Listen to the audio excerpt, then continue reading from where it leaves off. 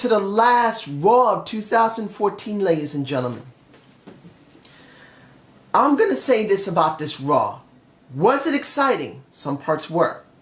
But I'm going to be honest here.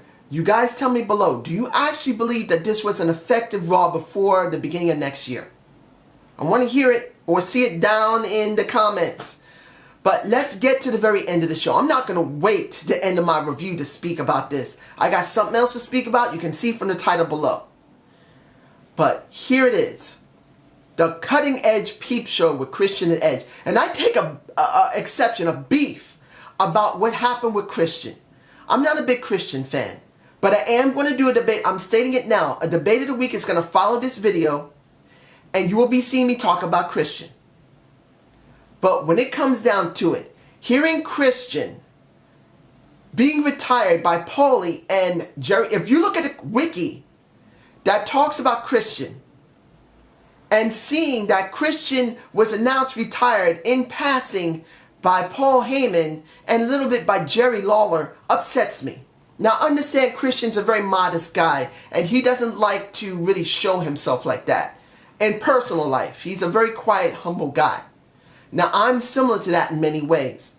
I'm not a very, grabby kind of person directly. But in this respect, for so many years he's worked in wrestling. You would have thought they at least give him, a live show? At least something on SmackDown? I didn't hear nothing on SmackDown. It says it on the wiki, and I haven't heard anyone else state this, that he did this on a SmackDown or a main event or Superstars, that he was leaving because of severe injury. He's retiring. Why couldn't they give him this? I feel like this was kind of a travesty. That's just me. Like Santino. Santino had to leave because of a neck surgery, and he didn't know he was coming back. They couldn't even give him a SmackDown. It had to be a live show. Even though he is coming on main event to do something for New Year's Eve. And I actually missed it, unfortunately. I've been working on some stuff. But you get my point. Now, was the end of the show an effective segment? There are two glaring, terrible problems with that segment at the end. One, it was an overrun beyond. It was already 11:05 when Seth Rollins was going to state, I'm going to curb stomp Edge and make him a cripple so he can't be with his kid running around having fun. That was a fucking long segment that I felt was terrible for Seth. He kept trying to drag that sucker out to make it interesting for John Cena to say that the Authority is coming back now. I bring back the Authority.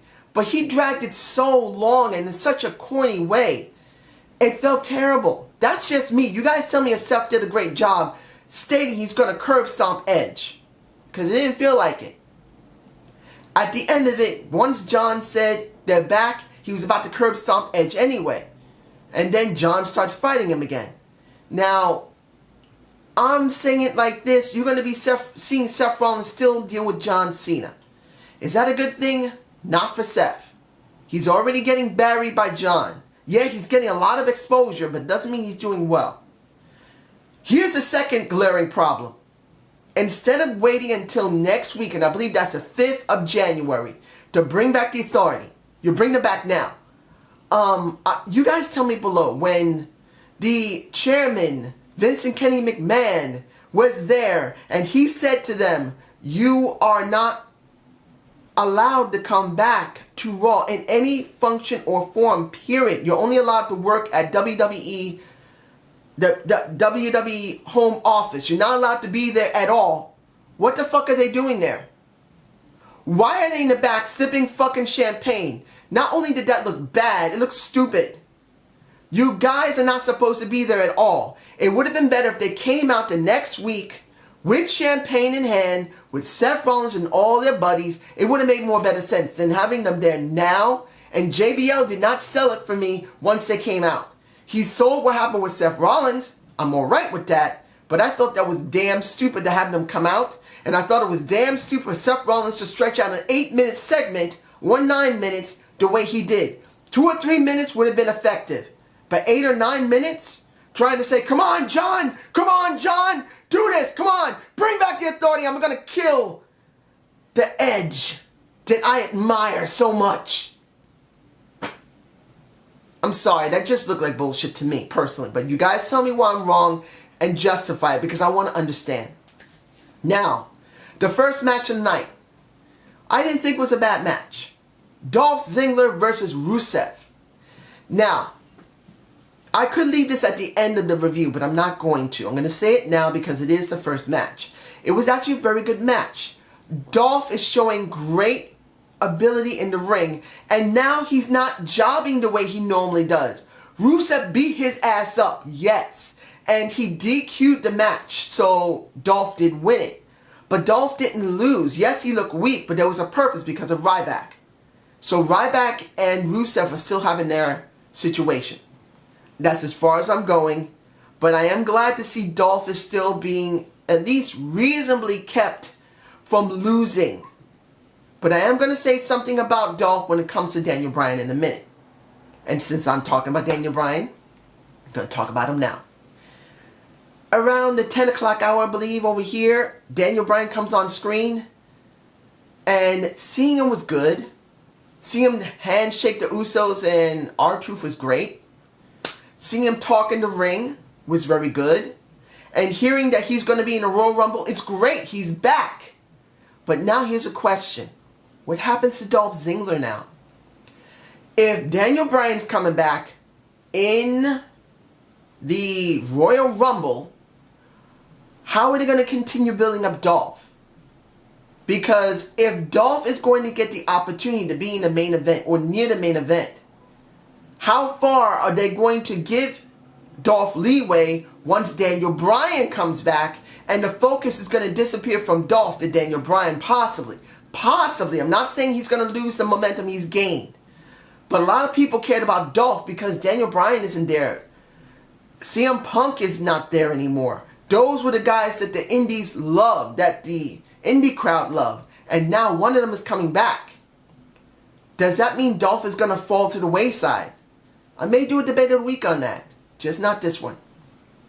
But I have to say it was good to see him all right. I actually thought that he might have had a totally broken neck and it was over. But I'm glad he didn't. I'm glad he's all right. And he will be coming back to wrestling. Now, Natalya versus Nikki Bella. I'll say this. I'm going to say this even if people don't like it. And I'm not interested in it myself. There's another feud I'm interested in that has a triangle in the reverse. And you probably know what I'm talking about. But I'll say this. If Natalya, Nikki, and Tyson Kidd are having a triangle, I'm not 100% opposed to it. I have to admit, this is a better way for Nikki Bella to do something than she was when her sister Brie. Because you guys know how I felt. I was not fond of the Bella twins being in the main event the way they were. It wasn't that they weren't totally bad, but by the end of it, they dropped it so badly it looked stupid when they tried to make something out of it afterward. In other words, Nikki Bella didn't have the match with her sister Brie for the Divas Championship because they built it for 5 straight months saying that Nikki is the evil one, Brie is the good one, and they're going to have that match so Nikki can help her sister gain a little elevation that was supposed to help Daniel Bryan. Now, you got Nikki, you got Brie. Brie finally gets turned into a heel. And then when she gets turned into a heel, she becomes her slave to become a heel. It made no sense to me personally. I didn't really care about the matches. But I did understand that they were doing something that was different. That was bullshit. But now that you have the actual legitimate friend of Nikki, Natalya, who legitimately to a certain extent is having problems with her husband. If they're actually throwing this into a storyline, you know what? I'm going to say this. I'm not totally interested in it, but at least it's something different with lower level talent. And it's in the Divas division. Hell, it would be something like the knockouts. Of course, the knockouts years ago was way better than what we usually got from WWE. But I am going to take it for what it is. Now, here's the other thing I'm talking about that has a diva. I might as well do the match first. Miz and Mizdow versus the Usos. Now, we know they won. But the question is, how far does this go? Because Naomi hugging the Miz, saying simply, thank you, you weren't doing total crap with me to try and get the title. Good luck with you, but I'm not involved in this. I wash my hands of it, but thank you very much.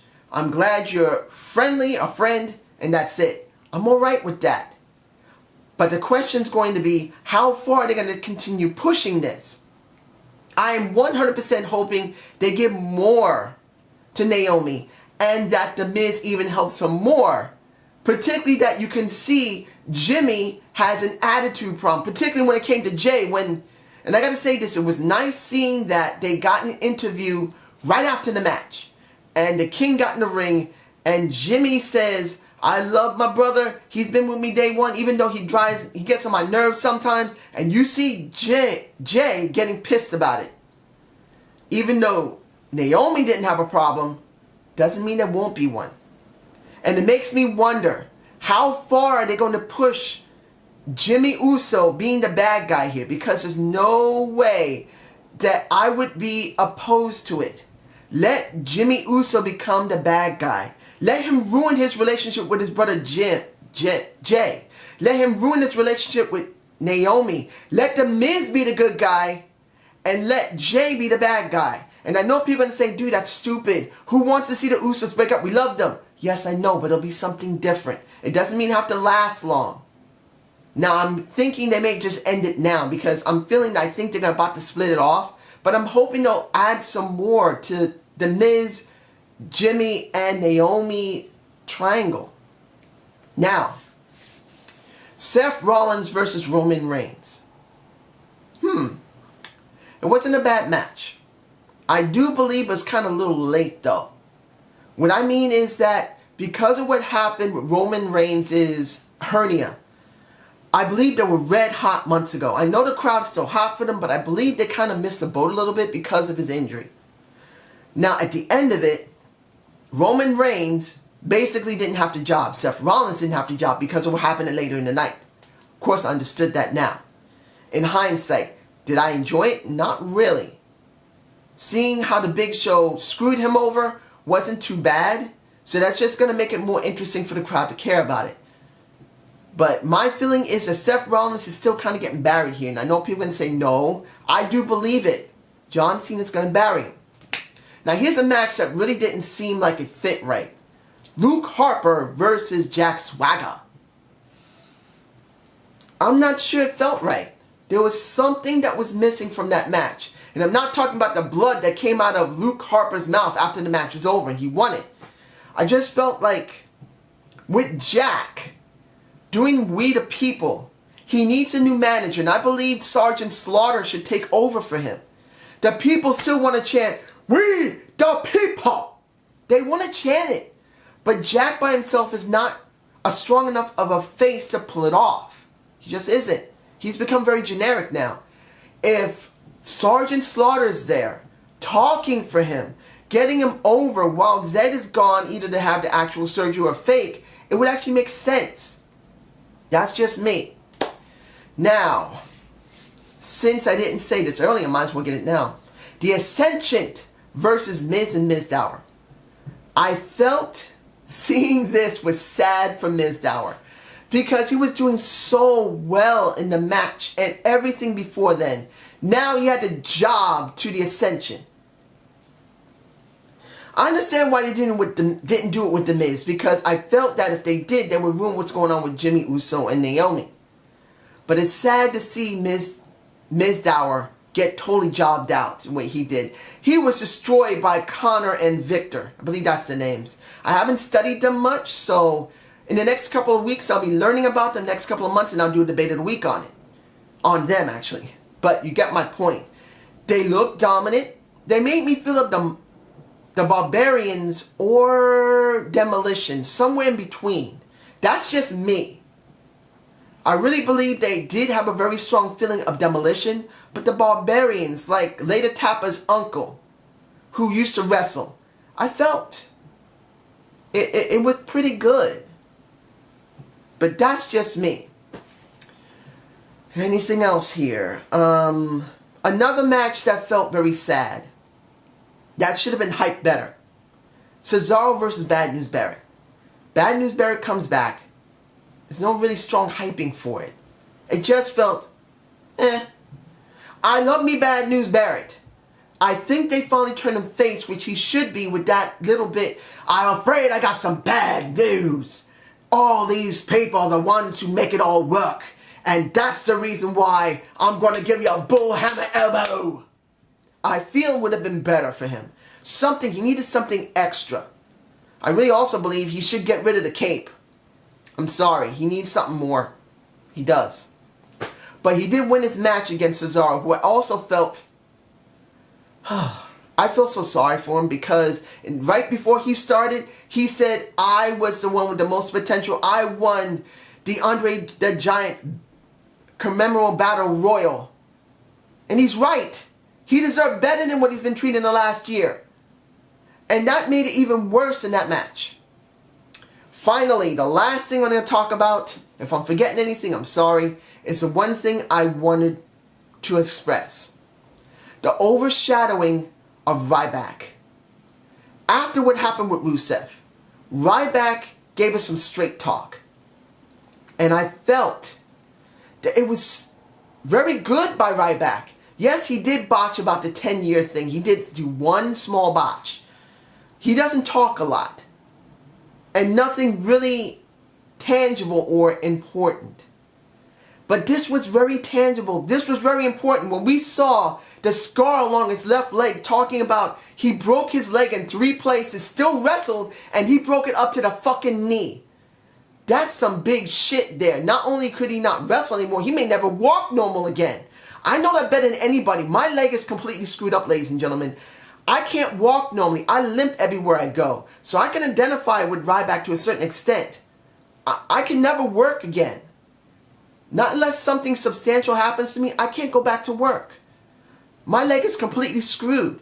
So hearing that and how substantial it was, and then hearing that he tried to get into Tough Enough back in 2004 and he was voted off, with The Miz, mind you, The Miz was right next to him.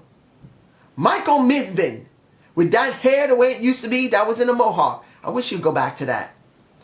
But you can see the rise of his life through the Tough Enough, through going through the Nexus, breaking his leg, coming back as Ryback, and now this, talking about The Secret, saying that this book changed his life after what had happened to him when he lost Tough Enough $1 million. Well, the $1 million Tough Enough, you know what I mean.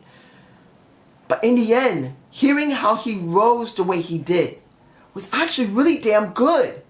I would have liked them to do something like that near the end of the show. Or at least make it a 9-hour main event. It was 9:45, and guess what followed it? The Divas. You could not give him that. You couldn't give Ryback that, ladies and gentlemen. I felt Ryback got buried a little bit. He had great momentum doing that. The crowd went crazy for him because he spoke so straightforward. Straight talk from Ryback. I may use that as my title, I know. But he deserved better than this. I felt he got overshadowed. What happened with Daniel Bryan, what happened with the Authority, who should never came back, had done. I felt that was really sad. But it doesn't mean it was a bad thing. He could still get over big now even more because of how honest he was and so passionate. But you guys tell me how you felt about Ryback and the rest of the show. And I hope you enjoyed this 2014 Raw, the last one of the show. And I will be getting my debate of the week out on Christian. And I'm going to say this. I hope you do have a good New Year's Day. And always remember, New Year's is not about doing resolutions. It's not about getting drunk out of your damn mind and getting laid. It's really about one thing.